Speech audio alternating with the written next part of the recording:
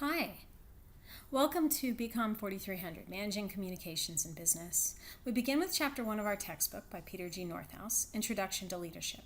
The publisher is Sage Vantage, which is why you'll see us use those words to refer to the textbook, since you're going to use an online version to read, do activities, and take quizzes.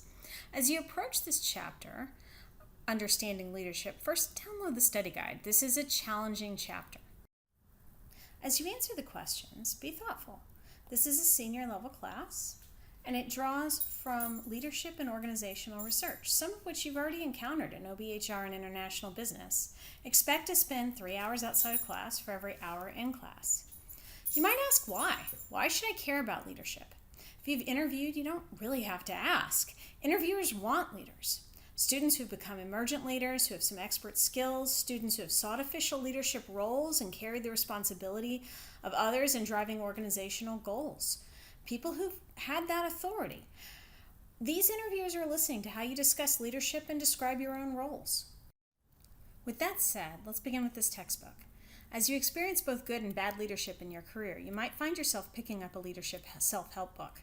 They can be fascinating, but they're often simplistic and based on opinion rather than a study across an industry. We will start at the baseline and look at what the research says. We are going to look at leadership as a mutual influence process, and this is based on some of the work by Joseph Rost. And we're really going to look at the leadership demands on individuals who are leaders. So what do you have to do? What do you need to do? What is expected? How are you going to feel pushed and pulled? What are your obligations to your followers? So that is kind of part of how we approach this.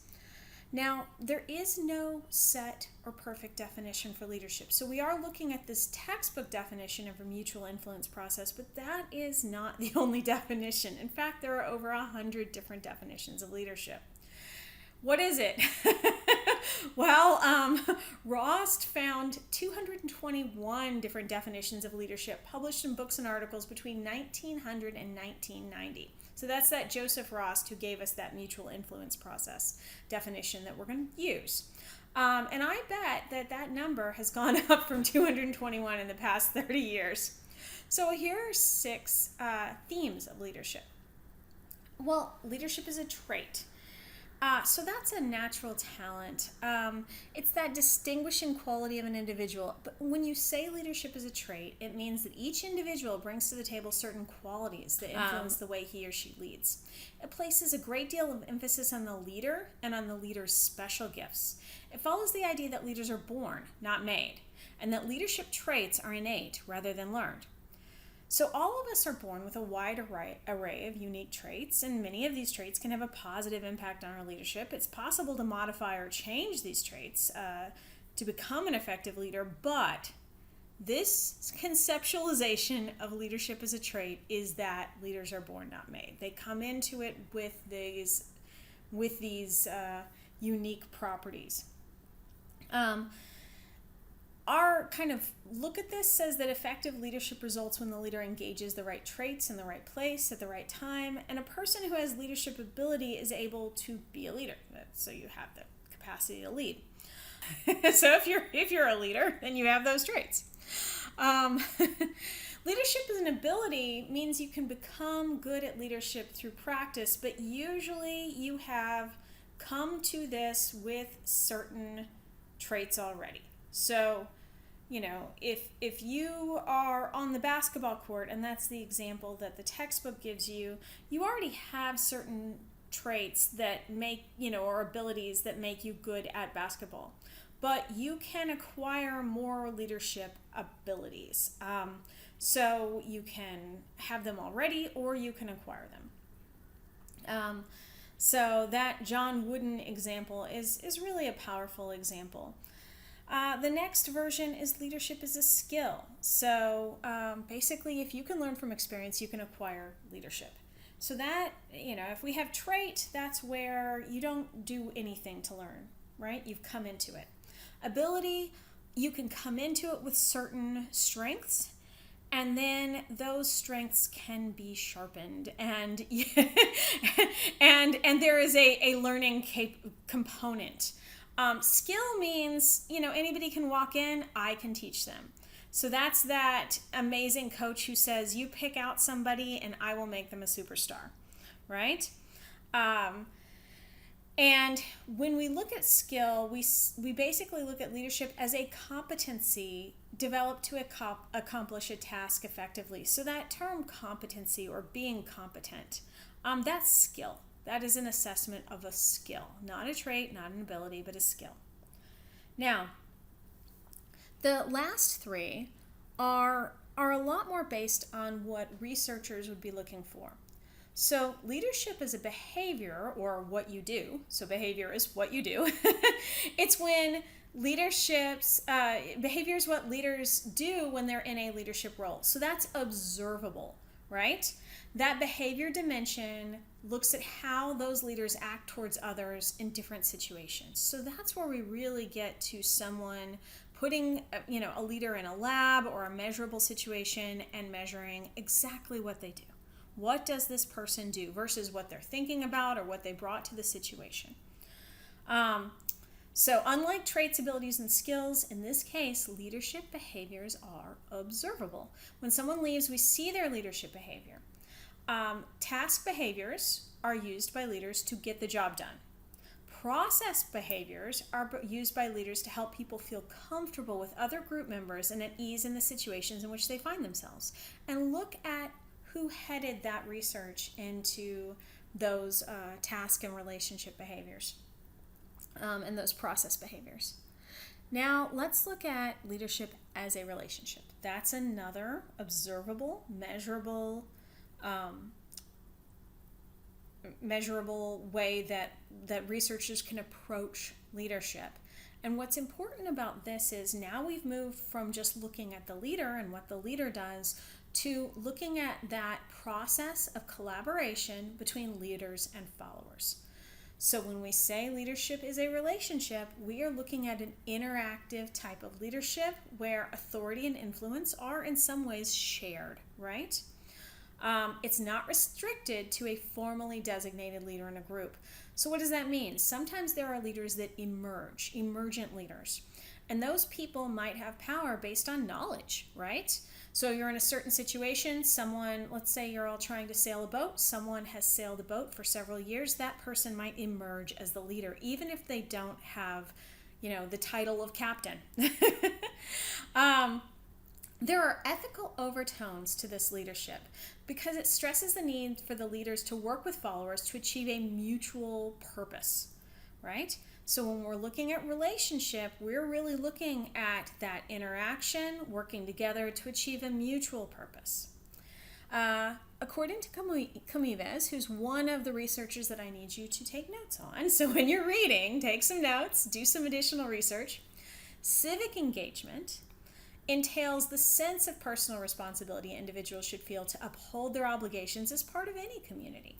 So this is part of that relationship leadership, right? And many of you are moving into into leadership where you had an organization on campus. You are looking at 100 hours that you'll put in towards giving back to some sort of community engagement. Why not find a role of leadership where you've put in the time and you emerge as a leader in that situation, where you give something distinctive back and have a role of authority because you know something. You know a lot of things and you've helped make something happen. We're really looking for that. Comives' 7 C's of change model explains the process of accomplishing positive change. The 7 C's are values that enable people to get to the goal. So look that over. You don't have to memorize it, but I expect you to look at it for the relationship. Leadership is an influence process. This goes back to the book definition of leadership being a process. So leadership is a process whereby an individual influences a group of other individuals to achieve a common goal. So notice we're back to that common goal. So relationship and influence process both have some sort of mutual goal. Leadership is not a trait or ability in this influence process. So it's not something that resides in the leader, but it's an interactive event. It occurs between the leader and the followers.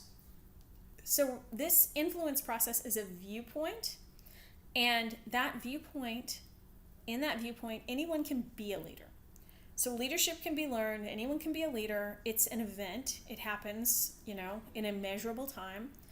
And stressing common goals gives leadership an ethical dimension because it lessens the possibility that the leaders might act towards followers in ways that use coercion or unethical. Now, in this approach, or in all of these approaches, we really want to think about how leadership is complex, and it includes a lot of definitions.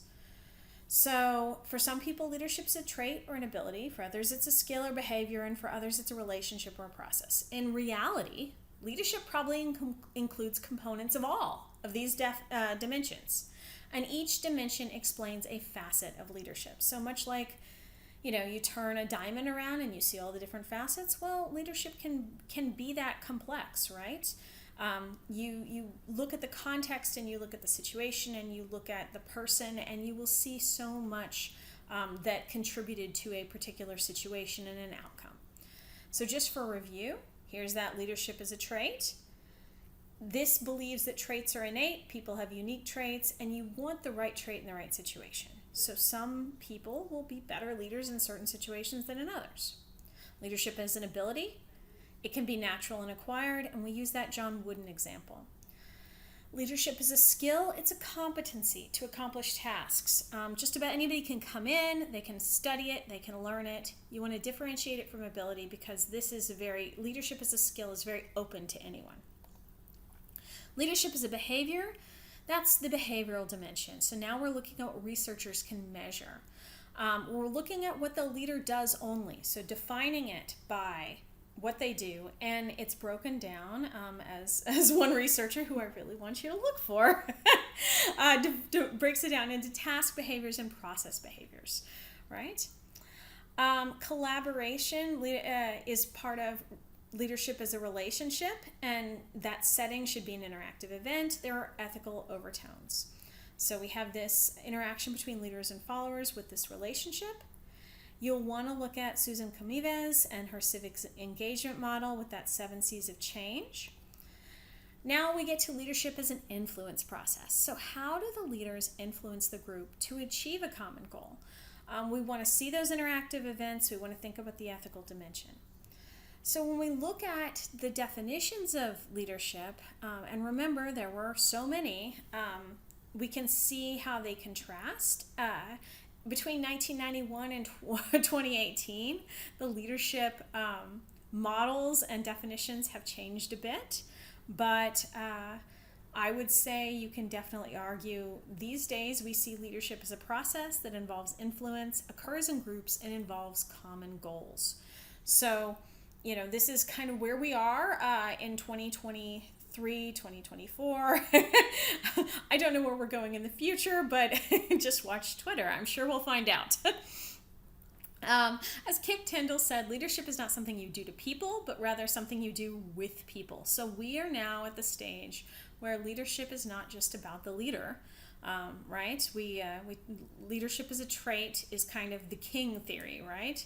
He was born to lead, and it, in some ways, it negates and leaves out the power of the followers. But followers are important, and I think more and more we see that a leader without followers is not a leader. You can't lead without followers, so you have to be doing something with them. You have to be engaged. How does leadership connect to communication? Well, leadership is best understood from a communication standpoint. As Gail Fairhurst and Robert Sarr explain, effective leaders use language as their most tangible tool for achieving desired outcomes. That's in Johnson and Hackman, 2018, page 2. In BCOM 1300 or 3300, you learn that communication is a symbolic process, and that meaning is generated through communication, like the semantic triangle.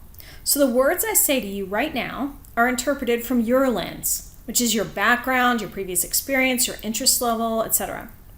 For instance, if you've had me as a professor before, that influences how you're evaluating this lecture because you have a previous understanding of how I teach. If you are taking me for the first time, hi by the way, you might still be getting used to my teaching style and are evaluating from a different perspective. My message is the same, but 2 students can process it very differently. So language and symbols matter, Think about labeling someone as lazy versus motivated. That can lead to different performance expectations, different assigned tasks, communication approaches, evaluations of the work, and behavior. So leaders use symbols to create reality. Leaders communicate about the past, the present, and the future, and leaders make conscious use of symbols to reach their goals. Basically, leaders must communicate. That is central to leadership. So let's do a quick review of communication. Communication itself is a process, not a thing. And as we discussed, in some of these approaches, leadership itself is approached as a process. And that's how we are going to approach it through much of this class. Communication, circular, simultaneous, and continuous, not linear. So think about the transactional model of communication. Leadership is complex. It usually involves more than one person. It's a negotiation of shared meaning. It's irreversible. So there aren't any takebacks for communication. It's happened. Words shape the relationship. You can't uncommunicate. In the same way, you can't take away an interaction you've had as a leader. It is always there. You can't say, okay, let's all forget that and move on. Or you can say it, it's just never going to happen. People don't forget the past. And communication involves the entire personality. So you can't view a communication separately from the person. In that way, you also can't view a leader separately from their life and the representation that they have and the interactions people have with them outside of that communication and leadership interaction. It's complex. People are complex, and they carry associations and filter the leader's communication through the lens of previous experience, prior expectations, etc. Let's make this even more relevant. So leaders communicate, and they use their symbols to create reality, right? Think about Twitter. Think about the news that we've seen lately and how important communication can be to a leader's message, can be to the followers. Leaders communicate about the past, the present, and the future. They help people interpret those and see them, see what the future can and should be. They will make conscious use of symbols to reach their goal. So think for a moment about something in the news recently where you saw a leader consciously using a symbol in order to achieve a communication objective. It's powerful, right? And it happens all the time. So now I want you to take a moment, pause this, and pause our video and think about the past leaders you've had.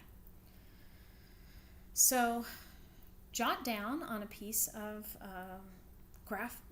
scratch paper or in your notes. So switch off from the video onto a Microsoft Word doc or some Google Doc, and think about your past leaders. What kind of stories do you remember? Does a specific story stick out? So have you had a leader, someone who was important to you, maybe someone from a community group, a teacher, a professor, someone you admired, someone from your church or synagogue or mosque?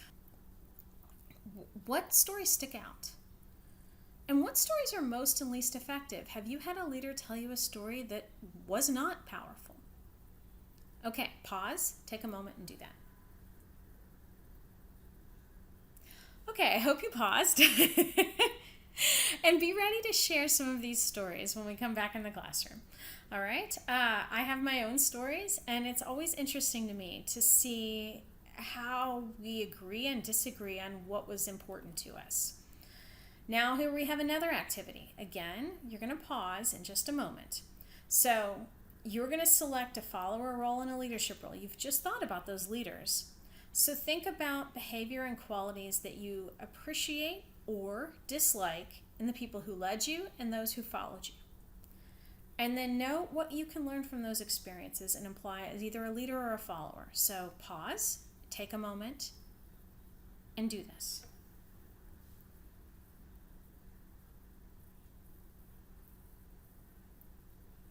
Okay, I hope you paused.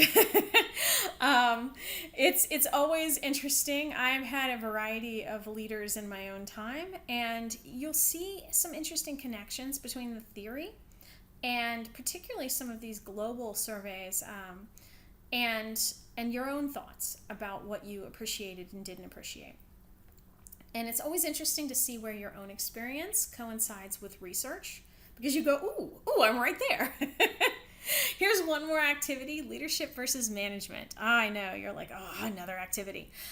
Insert a table on your Microsoft Word doc or your Google Doc, or draw one quickly on your scratch paper. Make 2 columns. Have column 1 for leaders and column 2 for managers. Some of you have had managers, some of you have not. I want you to pause in just a moment and then jot down the activities, behaviors, and actions of leaders, and then the activities, behaviors, and actions of managers. What is the difference? So that's what we're trying to get at. What is the difference if someone's a leader versus someone's a manager? Okay, pause and do it.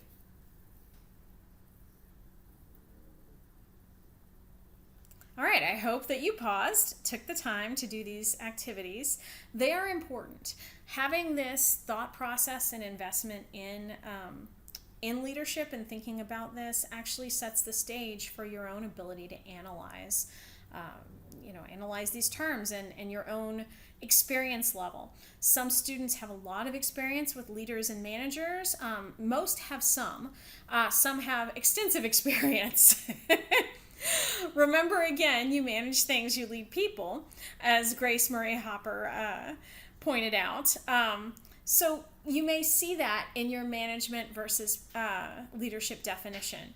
So you may see management concerned more with reporting, with assigning tasks, with setting deadlines, whereas leadership might be a very different set of skills. And yet, when we talk about leaders, sometimes we assume that there are managers, or we assume our manager is a leader. All right. Leadership versus management. The purpose of management is to structure functions within organizations. Now, when you looked at your 2 lists, you probably saw things like change or crisis or innovation, hopefully, if you were thinking about leaders. And then managers, you might tie them to organizational stability, that reporting that I talked about a few minutes before.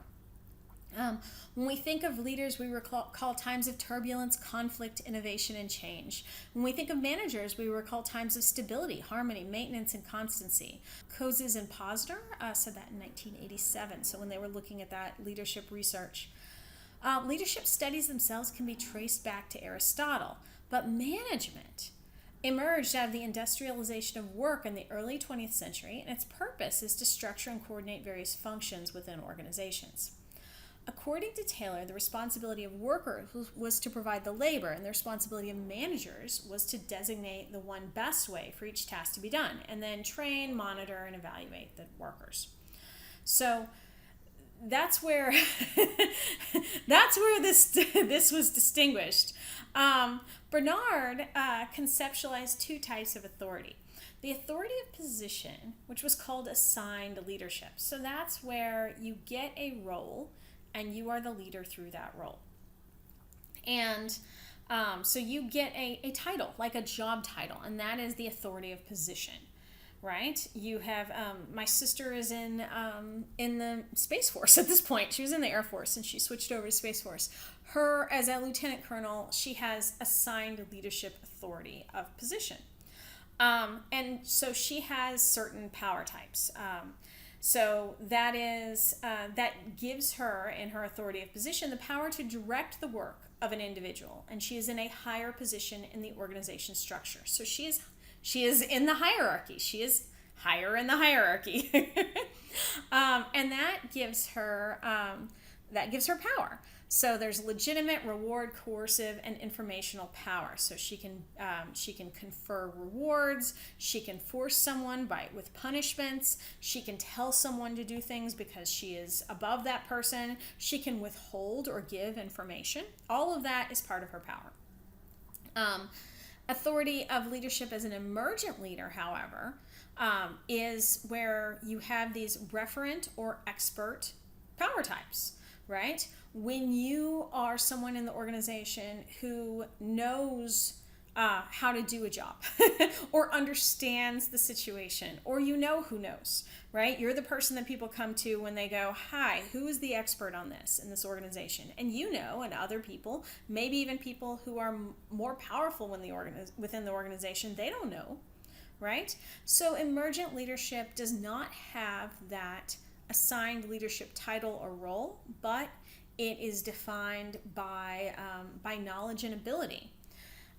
So often others will trust you or view you as a leader if you're part of this emergent leadership. Whereas with assigned leadership, people might not trust you. People might not view you as a leader, and yet you have power over them. Now, can you have both at the same time? Yes, you could be an expert who is also in a position, in a leadership role with all that power. Both of these types are needed for a well-functioning organization, but you might have some people who have one and not the other. Now, the best is when you have both, right? Now, if you want to relate this to maybe some OBHR research, you probably know French and Raven's 1959 bases of social power research. And in this, you're aware that managers have power from their positions. So that's where you get these terms: legitimate, reward, coercive information, and the personal power of referent and expert. So if you want to know more about that, look at French and Raven's research. That's what this is derived from, and then it's channeled into Barnard's conceptualization of authority. All right. I do want to note before we move on that both leadership and management involve influence, but leadership is about seeking constructive change and management is about establishing order, right? So when we're comparing them, this is kind of where we are. Managers may have a role over you, but they might not act like leaders. Similarly, an employee can adopt a leadership role without an official management position or title. John Cotter says to think about agendas when determining the difference. So let's say I were to create an agenda. The managers would be the people who are planning and budgeting, setting deadlines, telling us how much we can spend, looking ahead at timelines. The leaders would establish the direction and the long-range view of the big picture. So if we're looking at, so that's the agenda itself. Now let's look at another example. If we were developing a human network to achieve the agenda, so we're hiring, we're forming the team, the managers would actually do the job of mobilizing through organization and staffing. So they would say, okay, we need 5 more people for this. We don't have enough people for that. We need 4 teams to handle these goals. Whereas a leader would mobilize by aligning people. They would focus on the integration, the teamwork, the commitment. So they would really look at who's on those teams, how they interact, not just their job skills, but but their devotion, maybe their agendas, how they function, whether they do see the big picture. And let's take another look. Executing the agenda. So let's compare the manager to the leader. The manager, in executing the agenda, they would control the situation. So remember, that's kind of the role of management. They would problem solve. The leader would motivate and inspire, right? So, when we're thinking about this conceptualization of authority with Barnard, when we're thinking about the functions of leadership and management, this is kind of how you can align them. Cotter says management produces orderly results. Leadership leads to useful change. Both are important to organizations. So we want order, but we also want useful change, right? We want orderly outcomes. All right, so let's look at the globe studies. These are very important. So note that the leadership concepts in our chapter are from the North American perspective. The globe studies, however, looked all over the world, and they looked for leadership characteristics. And what they found were that there were, I think it took 6,000, they took information from 6,700 or more people, more than 200 countries, and they were able to determine, that there are some attributes. There's a list of attributes that people share, that leaders share, and that some of these are consistent. I mean, there's a list of consistent attributes across cultures. So this is pretty powerful, right? That we share this. Now we look at the dark side of leadership. Obviously, we're going to look at at something we're all very familiar with. It's that destructive side of leadership, where a leader uses his or her influence or power for personal ends, with, of course, the archetype of Darth Vader pictured here.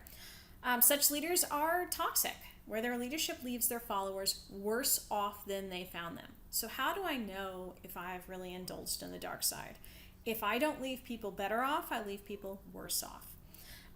Often in this leadership approach, you're going to be violating basic human rights of others and playing to your followers' basest fears.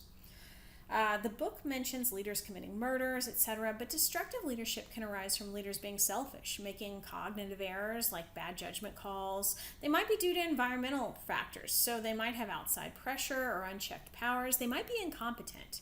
They might be rigid or unyielding, have a bad temper, be callous, corrupt, insular, so they don't even realize what they need to think about. So they might minimize or disregard other people's welfare, even when they're directly responsible for them. And of course, there's always the person who just doesn't care. So now it's time to come back to your study guide questions. Make sure you've answered them and know that they are not the only things we'll be testing for, but this is the main thrust of the test. So we will make sure that these questions are assessed when we get to test 1.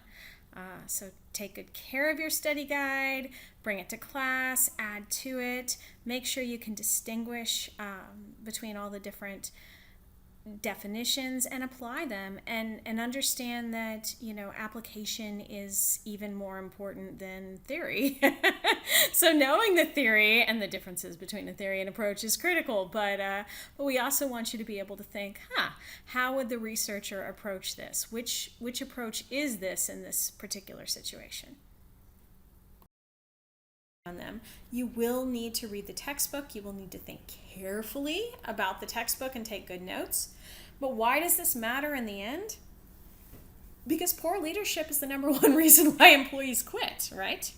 And you are moving into roles where you are going to lead. You're going to lead organizations, you're going to lead people, you are going to make changes in your community. And you want to inspire people to stay. So employees stay because they feel appreciated, acknowledged. They like the work, the culture, and the work environment. And that is due to the leader. That's due to the vision. That's due to the company culture that the leader establishes. That is due to the climate that people experience every day when they walk into that company and how they feel about being there. And you will make a very important difference in that. That is part of your role. We ask you to step back, understand the research and approaches to leadership, so know that there's a lot of work that goes into this first chapter. Often a first chapter is just kind of a silly beginning and there's nothing valuable there. I would say that this chapter is the opposite. So take a look at those researchers and start to build out your sense of what people have studied and how they know and where this interacts with the work you've studied in OBHR, what you've studied in international business, international management, and you'll start to see some connections there that are critically important to better understand how we approach this and how you can become the kind of person that other people want to ask to coach leaders and want to count on. Just some food for thought. Leaders communicate, and great leaders are strategic in their communication.